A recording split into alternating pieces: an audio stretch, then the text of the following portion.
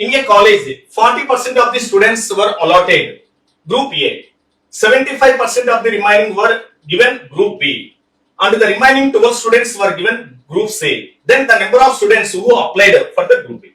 40% మంది విద్యార్థులు group A కి కేటాయించబడింది. మిగిలిన వారిలో 75% గ్రూప్ బి కి కేటాయించబడింది.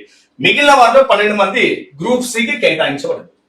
బట్ సో దరఖాస్తు చేసుకున్న మొత్తం అభ్యర్థుల సంఖ్య మొత్తం ఎంతమంది అనుకుంటాం మనం ఇక్కడ జనరల్ గా 100% అన్నమాట. టోటల్ ఎంత మనకి 100 మెంబర్స్.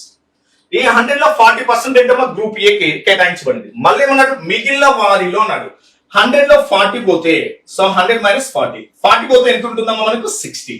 ఇది మనకి ఈ 60 లో 75% ఏంటమ్మా గ్రూప్ బి కేటాయించారు.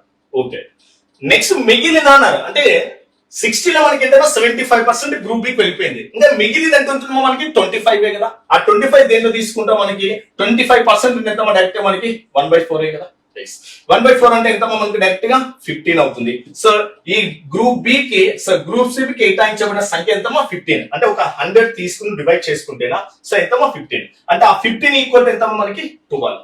15 ఈక్వల్ టు 12 అయితే సో మొత్తము ఏంటమ్మా మనకి so the number of students who applied for the group మొత్తం విద్యార్థులు అంటే ఎంతమా మనం తీసుకెళ్ళి 100. Then 100 equal to what is that? Okay yes 100 into ఎంతమా మనకి ఇక్కడ 12 డివైడెడ్ బై ఎంతమా మనకు 15. ఎస్ 5 ఎంతమా మనకి 20 టైమ్స్ 5 ఎంతమా మనకి 3 టైమ్స్.